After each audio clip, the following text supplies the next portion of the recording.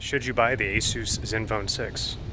Well, that's the question I'm here to answer for you. I'm CE Tech Dude, and the short answer is yes, you should. For the long answer, stick around. Here we go.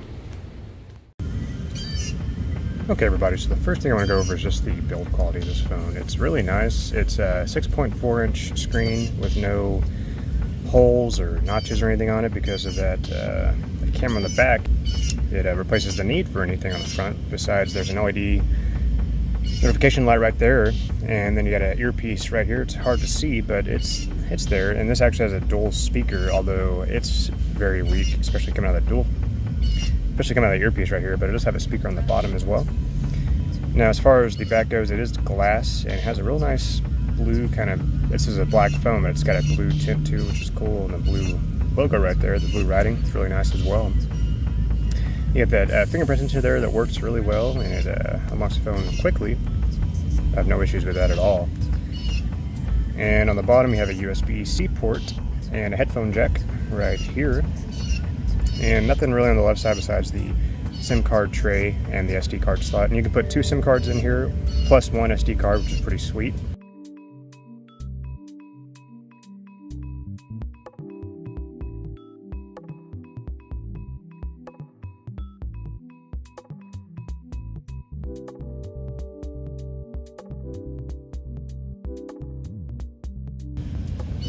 And on the right side you have the power button. You have a volume rocker right here, and you have this this little key right here, which out of the box acts as a dedicated Google Assistant button. But you can also change it to something more preferred, which I have it set for the. So one press adjusts the sound profile. So press it once and it changes to sound or mute or vibrate. 2 presses toggles the flashlight, which is sweet. And if you hold it, it takes a screenshot. So very cool, and I actually like this button a lot. I prefer it the way it's set up for me right now, which is the sound profile, the flashlight, or the screenshot. But you might like the dedicated Google key. I don't, so I chose this. But this phone also has Gorilla Glass 6 on the front, and it has a 6.4-inch 2K display, which is really nice. And the LCD, unfortunately, the display isn't AMOLED, which isn't a huge deal because it has a really nice LCD. Colors are accurate, viewing angles are pretty good in my opinion. It gets plenty bright, although I wish it got a little brighter for outdoor. As you can see, I'm struggling right now with the outdoor readability, but it's actually not bad at all. And I actually like the way the display looks a lot, even though it's not AMOLED, which the only thing I wish this had, which normally AMOLED phones have, are always on display. It doesn't have that, but you can set up double tap to wake and lift to wake. So if you have the phone sitting down, lift it up, it'll wake the screen up, which is nice as well. But I do prefer having the always on display, which this phone doesn't have, unfortunately. Not a huge deal, but just want to let you know.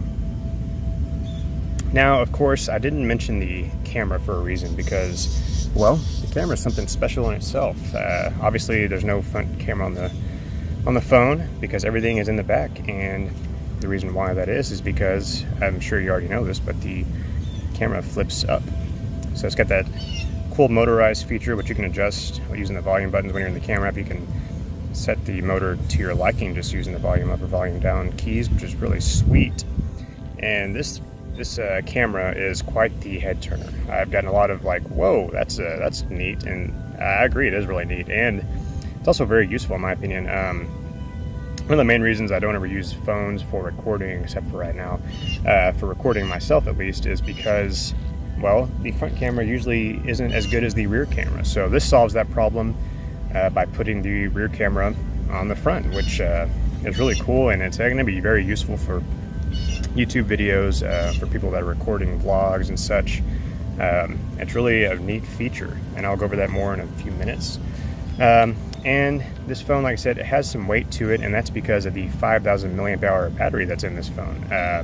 This thing, the battery life on this phone is just spectacular, guys. It's great. It's definitely a 2-day phone. I'll show you actually the battery stats real quick. Let me get there.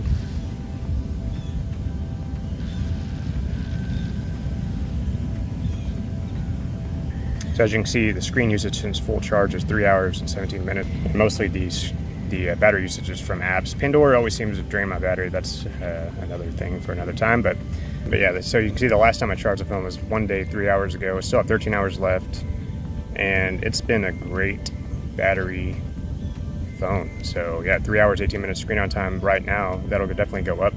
But that's just me. I play with the phone a lot just because I like to use the camera and stuff so much. But yeah, that's not bad at all. Now, one thing, I'm using this phone with T-Mobile in the US. This is the US version of the phone. And this phone does not have Volt or Wi-Fi calling, which is a big disappointment for me because Volt, it does make a huge difference in audio quality when you're calling people, and that's definitely noticeable on this phone. It does not sound very good when you're making phone calls. But, so this phone has call recording, which I'm not gonna show you right this second because I have this on airplane mode, but when you're in the middle of a phone call, on the phone call menu next to the keypad, there is a call recording button. You push that, and the phone call is being recorded. And I'll play a sample clip right now for you so you can hear the quality of it. Please hold while I try to connect you.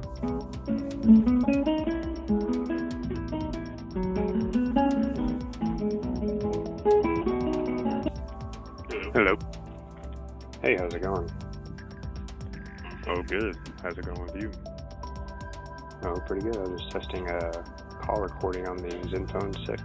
Thanks. But it works really well, in my opinion. So yeah, that's really neat. I wish all phones had call recording because it's just a cool feature to have. But yeah, overall, signal quality on this phone is great on T-Mobile. It doesn't have bands, the 71 or I think it's 67, but it has 2 and 12 on it, which is fine. It gets LTE, no issues there. So unfortunately, even though this phone has a glass back, there is no wireless charging, which is kind of a bummer, but that's okay. You know, at the $500 price point, this phone has tons of features, and I can live without wireless charging, although it would be nice. So now, as far as the software experience goes, this phone has pretty close to stock Android with a few ASUS tweaks. The stock launcher, though, I'm actually pretty happy with. No complaints. It's plenty fast, and it has the Google Assistant if you swipe to the right, which is nice. So that's pretty cool. Under the settings, there's a bunch of different settings here, and one thing I would recommend, it's a preference thing, but it has dark mode, which is nice. So if you go to system color scheme, you can change it from light to dark, which is neat. And it's got Splendid, which is just some LCD tweaking. You can turn on, you can adjust the color temperature or change the color mode from light color gamut to standard and customized. So yeah, overall, software-wise, I mean, it feels plenty fast, plenty snappy, pretty close to stock Android with just a few tweaks. So yeah, I'm happy with the software overall. It's Android 9 Pie, and it's promised the next year versions of Android, which is really sweet as well, because when you buy a phone, Samsung is the culprit. You usually just update to the next version of Android and don't usually necessarily update to the latest one after that, but this phone is guaranteed 2 major software updates, which is nice. So it should get Android Q and R, which is awesome. And as far as performance on this phone, this has the Snapdragon 855 chipset. This is the 64 gig and 6 gig of RAM version, and it performs very well. I mean, it's super fast. Opening apps is quick. Opening cameras quick as well. Gaming on it works just fine. I played Fortnite at the Epic settings, 30 FPS. Works great. No issues for any kind of performance. This has the same processor that the Galaxy S10 and the Note 10 have in it. So yeah, it's going to perform well for years to come. So overall, great performance on this phone, guys. Now, one thing I do want to cover is some of the camera features. So with it having the flip camera, it has some really cool things. So one of the things I want to show you is this panoramic mode, which it's auto panorama. So you just basically hold the phone, and with that flip camera, it just starts taking a panorama for you. Don't mind my big foot there. But yeah, it's really cool. Don't have to move the phone at all. This flip camera just does everything for you, which is really cool. It just automatically starts doing its thing, and I like that a lot. And as far as video performance goes, as you saw in the beginning of the video, I was using this phone as the video camera, and it does a great job. It does 4K, 60 frames per second, and it's got a really nice camera on it. Maybe it has a dedicated night mode. which I'll show you some differences there between non-night mode and night mode. And as you can see, it works great. It's also got pro mode. It's got a portrait mode, which works great as well. And you can get some great portraits from just the camera, because you can just flip that camera over and get you a nice portrait photo. I'll go ahead and leave a sample for you right there. And it's got slow motion. I haven't tried that yet. And it's got a time-lapse feature, which is really nice as well. So overall, this camera, it takes great pictures, great video, no complaints. And this phone also has a wide-angle camera, which you can record in 4K as well. And it takes some really great photos and video. I'm actually using the wide-angle video recording right now, so you can see just how good it is. And I'll show you some pictures comparing the normal photo mode versus the wide-angle photo mode for your viewing pleasure.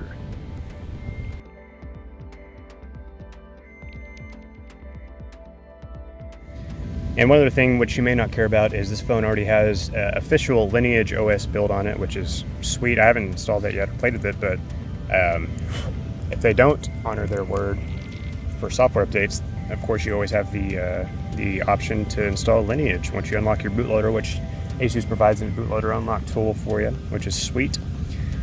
So yeah, overall guys, I would say this phone, you should definitely keep it on your list of phones to buy.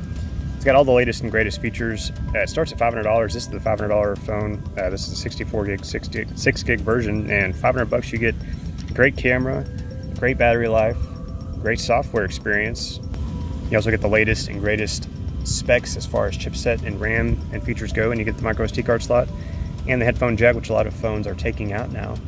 So at $500, this phone is a steal, guys, and I would highly recommend it to you if you're looking for a new phone and you want the latest and greatest. So that's about all I have as far as my review for it. So I hope you enjoyed this video. If you did, make sure you leave a thumbs up and consider subscribing. I'm CE Tech Dude. You just got CE Tech. Have a great day. See you next time.